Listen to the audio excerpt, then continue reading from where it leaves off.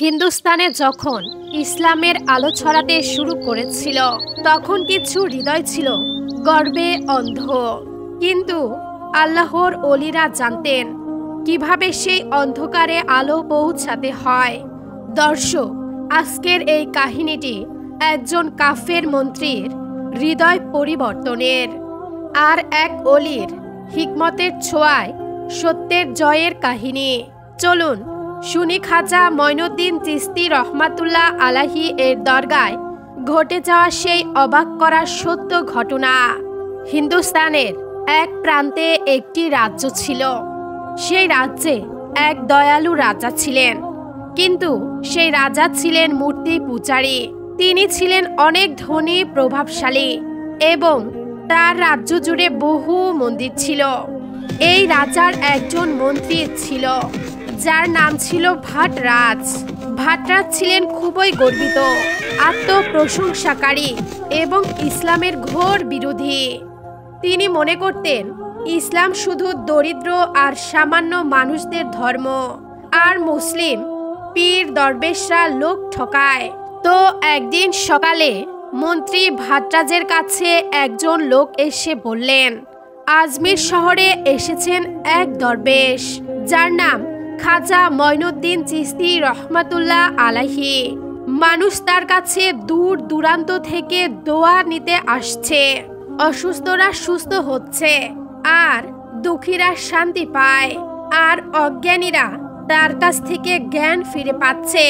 ভাটরাজ তখন এসব কথা শুনে মুস্কি হেসে বলল, দেখি ওর মুরিদি কেমন জিনিস, চলো আমি নিজেই কালকে ওর কাছে যাব। যদি সে সত্য কিছু জেনে থাকে তাহলে মানব, আর যদি সে ভণ্ড হয় তাহলে আমার রাজ্যে লোকদেরকে চোখ খুলে দিব। পরের দিন সকালে ভাটরাজ রাজকীয় পোশাকে খাজা মঈনুদ্দিন চিশতি রহমাতুল্লাহ আলাইহির দরগায় যাবার উদ্দেশ্যে রওনা দিলেন। কিছুক্ষণ পরে ভাটরাজ সেখানে পৌঁছে গেলেন। দরগা ছিল এক সাধারণ জায়গা, খাঁটি ধ্যানের কেন্দ্র।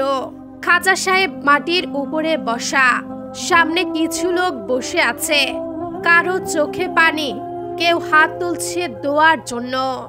ভাটরাজ সেখানে গিয়ে বলল, আসসালামু আলাইকুম। না, আমি তো মুসলমান না, শুধু জানতে এসেছি আপনি কি করেন, কেমন অলৌকিকতা আপনার কাছে আছে।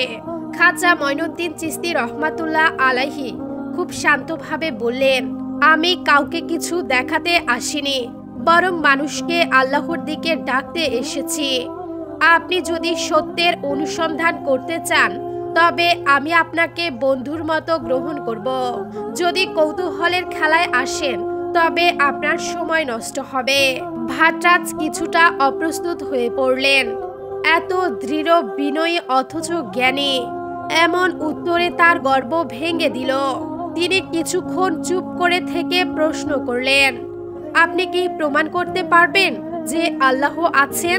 খাজা সাহেব বললেন, আপনি চোখে বাতাস দেখেন না, কিন্তু বাতাসের ছোঁয়া টের পান। আপনি হৃদয়ে ভালোবাসা দেখেন না, কিন্তু তা অনুভব করেন। আল্লাহর অস্তিত্ব এমনই, আপনি তার সৃষ্টি দেখেন, কিন্তু তার সত্তাকে হৃদয় দিয়ে অনুভব করতে হয়। ভাটরাজ অবাক হয়ে গেল। এভাবে কেউ কখনোই ব্যাখ্যা করেনি।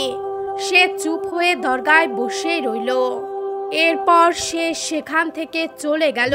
ঠিক 3 দিন পরে ভাটরাজ আবার এলো খাজা মঈনুদ্দিন চিশতি রহমাতুল্লাহ আলাইহির দরগায়।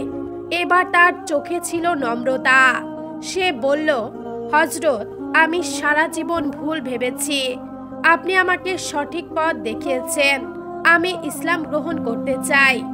খাজা মঈনুদ্দিন চিশতি রহমাতুল্লাহ আলাইহি বললেন, ইসলাম গ্রহণ মানে শুধু ধর্ম পরিবর্তন নয়, বরং মন, আচরণ আর জীবনধারার পরিবর্তন। আপনি প্রস্তুত? ভাটরাজ কেঁদে ফেললেন। তিনি কালেমা পড়ে সাথে সাথে মুসলিম হলেন।